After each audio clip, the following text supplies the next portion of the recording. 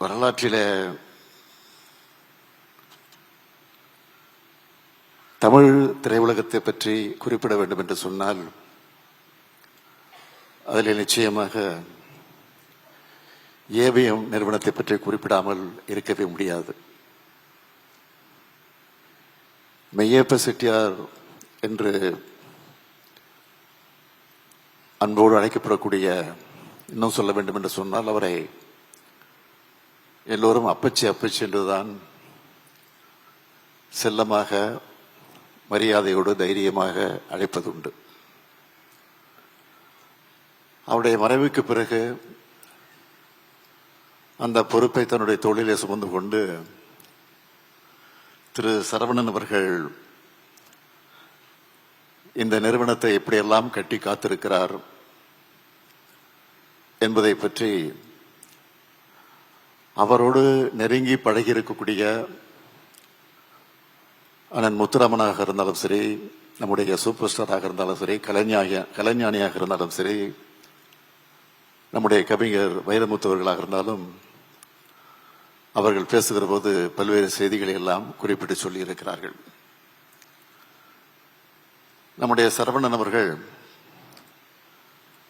மயிலாப்பூரில் இருக்கக்கூடிய PS பள்ளியில படித்துக் கொண்டிருந்த போது, அந்த பள்ளியில பேச்சு போட்டி நடைபெற்ற போது அந்த பேச்சு போட்டியில் அவர் கலந்து கொண்டு முதலில் பரிசும் பெற்றிருக்கிறார். எதற்காக அந்த பரிசை பெற்றார் என்று சொன்னால், முதலில் அவர் கலந்து கொண்டு பேச்சு போட்டியிலே பராசக்தி வசனத்தை பேசித்தான் அந்த பேச்சு போட்டியிலே வெற்றி பெற்று அந்த பரிசையும் பெற்றிருக்கிறார்.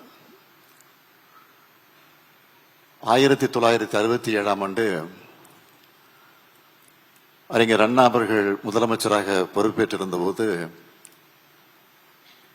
அப்பொழுது சென்னையில் அரசின் சார்பில் 2வது உலக தமிழ் மாநாடு நடைபெற்றது. அந்த உலக தமிழ் மாநாடு நடைபெற்றுக் கொண்டிருக்கிற போது திரு மெய்யப்ப செட்டியார் அவர்கள் ஏவிஎம் ஸ்டுடியோவில் ஒரு விருந்துக்கு ஏற்பாடு செய்திருந்தார். அந்த விருந்துக்கு தலைவர் கலைஞர் அவர்கள், பேரறிஞர் அண்ணா அவர்கள், பல்வேறு அமைச்சர் மக்கள் எல்லாம் அந்த நிகழ்ச்சிக்கு அழைக்கப்பட்டிருந்தார்கள். அப்பொழுது ஏவிஎம் ஸ்டுடியோவில் காத்திருந்த கிருஷ்ணன் பஞ்ச் அவர்கள் நம்முடைய சரவணன் அவர்களை தலைவர் கலைஞரிடத்திலே அப்பொழுதுதான் அறிமுகப்படுத்தி வைத்திருக்கிறார். அதற்கு பிறகு பல்வேறு நிகழ்ச்சிகள் நடைபெற்றிருக்கிறது. 1972 ஹலோ மெட்ராஸ் என்கிற மாத இதழை அவர் பொறுப்பேற்று நடத்திய நேரத்தில் அந்த முதல் இதழை தலைவர் கலைஞர் அவர்கள் தான் தொடங்கி வைத்திருக்கிறார்கள். இன்னும் சொல்ல வேண்டும் என்று சொன்னால், 1975ஆம் ஆண்டு ஏவிஎம் ஸ்டுடியோவில் தொழிலாளர்கள் ஸ்ட்ரைக் நடந்திருக்கிறது, வேலை நிறுத்தம் நடந்திருக்கிறது. அந்த வேலை நிறுத்தம் நடைபெற்ற போது தலைவர் கலைஞர் அவர்கள் தான் அதில் முழுமையாக ஈடுபட்டு பேச்சுவார்த்தை நடத்தி ஒரு சுமூகமான முடிவை ஏற்படுத்தி தந்திருக்கிறார்கள். அதேபோல் ஏவிஎம்னுடைய பொன்விழா நடைபெற்ற போது தலைவர் கலைஞர் அவர்கள் அந்த விழாவிலே பங்கேற்றது உரையாற்றியது மட்டுமல்ல, 190 கேடயங்கள் மேடையில் நின்று கொண்டே அங்க இருக்கக்கூடியவர்களுக்கு அந்த கேடயங்கள் எல்லாம் கலைஞர் அவர்களே தன்னுடைய கரங்களால் வழங்கி இருக்கிறார்கள். ஏவிஎம் செட்டியாருடைய 100ஆண்டு விழா தொடக்கத்தில் இன்றைக்கு நீங்கள் பார்க்கலாம், பிலிம் சேம்பரில் அவருடைய திருவுருவச் சிலை இருக்கிறது. அந்த திருவுருவச் சிலையை தலைவர் கலைஞர் அவர்கள் தான் திறந்து வைத்திருக்கிறார்கள். இதற்காக இதையெல்லாம் நான் சொல்லுகிறேன் என்று சொன்னால், கலைஞருடைய குடும்பத்திற்கும் கலைஞருக்கும் ஏவிஎம்முக்கும் எந்த அளவுக்கு நெருக்கம் இருந்திருக்கிறது, தொடர்பு இருந்திருக்கிறது என்பதற்கு இதெல்லாம் உதாரணங்களாக இருக்கிறது என்பது, அதற்காகத்தான் இதையெல்லாம் குறிப்பிட்டதை தவிர வேற அல்ல.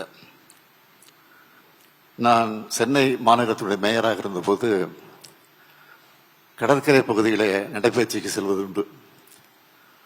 அப்பொழுது நம்முடைய சரவணன் அவர்களும் அவருடைய நண்பர்களோடு அங்கே நடைபயிற்சிக்கு வருவார்கள். நான் அடிக்கடி அவரை சந்தித்து பேசுவது உண்டு. சென்னையெல்லாம் எப்படி இருக்கிறது, எப்படி அதை டெவலப் பண்ணணும் அப்படின்லாம் எனக்கு அறிவுரைகள்லாம் சொல்லி இருக்கிறார். சென்னையில் இருக்கக்கூடிய பாலங்கள், நான் மேயராக பொறுப்பேற்றதை ஒரு 10 பாலங்களை கட்டினேன் என்பது உங்களுக்கெல்லாம் தெரியும், போக்குவரத்து நெரிசலை குறைப்பதற்காக. இந்த பாலங்களுடைய திறப்பு விழா நிகழ்ச்சிக்கு நான் நேரடியாக சென்று அழைப்பு கூட தந்ததில்லை, தபாலில் அனுப்பிச்சி வச்சிருக்கோம். ஆனால் அதை பார்த்துட்டு நிகழ்ச்சி தொடங்குவதற்கு அரை மணி நேரத்துக்கு முன்பே அந்த நிகழ்ச்சியில் முன்வரிசையில் அமர்ந்திருப்பார்.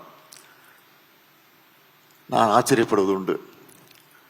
நான் பல நேரங்களில் மேடைக்கு அழைப்பது உண்டு அவரை. இல்லை இல்லை, நான் இங்கேயே இருக்கிறேன், சென்னை நகர மக்களுக்கு இது முக்கியம், அதனால தான் நான் இதை முக்கியம் என்று கருதி நிகழ்ச்சிக்கு வந்திருக்கேன் என்று என்னிடத்தில் அடிக்கடி சொல்வார். அது மட்டும் இல்லை, நான் மேயராக பொறுப்பேற்றிருந்த போது மாநகராட்சியில் படித்துக் கொண்டிருக்கக்கூடிய பள்ளி மாணவர்களை எல்லாம் விமானத்தில் திருப்பதி வரை அழைத்து செல்வதற்காக ஒரு ஏற்பாடு செய்யப்பட்டிருந்தது. ஏர் இந்தியா மூலமாக அந்த ஏற்பாடு செய்யப்பட்டிருந்தது. அந்த நிகழ்ச்சிக்கு காரணமே நம்முடைய ஏவிஎம் சரவணன் அவர்கள் தான். அவரும் என்னோடு வந்தார்கள். விமானத்தை போய் கொண்டிருந்த போது நாங்கள் பேசிக் கொண்டிருந்தது இப்போது என்னுடைய நினைவிலே பசுமையாக நினைவில் இருக்கிறது. அப்போதெல்லாம் திருட்டு விசிடி பரவலாக பேசப்பட்டு கொண்டிருந்தது. அதை பற்றி நாங்கள் பேசிக் கொண்டிருந்தோம். அப்போது சொல்வார், அதெல்லாம் சாதாரணமாக போச்சு, அதெல்லாம் கட்டுப்படுத்த முடியாது, நீங்கள் என்னதான் சட்டங்களை போட்டாலும் அதையெல்லாம் கட்டுப்படுத்த முடியாது, கண்டுக்காமல் போகணும். முதல்லாம் கூத்து இருந்துச்சு, நாடகம் வந்த பிறகு கூத்து மறந்து போச்சு, சினிமா வந்த பிறகு நாடகம் காணாமல் போச்சு. அது மாதிரி ஒன்று அந்த நேரத்துக்கு வருகிற போது அதற்கு தகுந்த போல் நம்ம மாற்றிக்கொள்ள வேண்டுமே தவிர இதெல்லாம் பெரிய பிரச்சனையாக இருக்கக்கூடாது சாதாரணமாக சொன்னார். நான் அதையெல்லாம் இப்போ நினைச்சு பார்க்குறேன். ஆக காலத்துக்கேற்ற மாற்றங்களை கொண்டு வர வேண்டும் என்பதில் அவர் ஆர்வம் காட்டினார். அந்த வகையில் எனக்கு அறிவுரைகள் எல்லாம் ஆலோசனைகள் எல்லாம் எடுத்து சொல்லியிருக்கிறார்.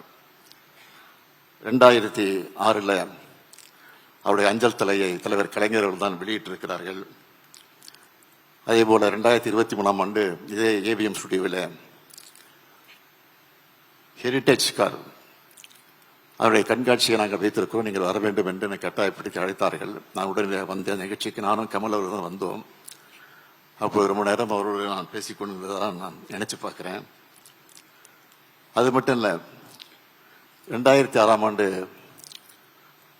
தூய்மை பணியாளரை ஒனைஸ் என்ற சிங்கப்பூரில் ஒரு கம்பெனியை வரவழைத்து அந்த பணியை செய்வதற்காக ஈடுபட்ட போது, அப்பொழுது நான் அவரோடு பேசிக் கொண்டிருந்த போது, இதை திரையரங்கத்தில் எப்படியாவது பிரச்சாரம் செய்ய வேண்டும், மக்களிடத்தில் விழிப்புணர்வு ஏற்படுத்த வேண்டும் என்று பேசிக் கொண்டிருந்த போது அவரே முன்னின்று யார் யார் அதை நடிக்க வேண்டும் என்று முடிவு செஞ்சு நடிகை மனோரமாவையும் அதேபோல தாடி பாலாஜியையும் அழைத்து அந்த காட்சியை அவரே எடுத்து எல்லா திரையரங்கத்திலும் போட்டு காட்டி அந்த விழிப்புணர்வு ஏற்படுத்தி வந்திருக்கிறார்கள். மக்கும் குப்பை மக்காத குப்பை என்பதை விழிப்புணர்வோடு மக்களுக்கு எடுத்து சொல்லக்கூடிய அந்த பணியை நிறைவேற்றி தந்ததாக நினைச்சு பார்க்கிறேன்.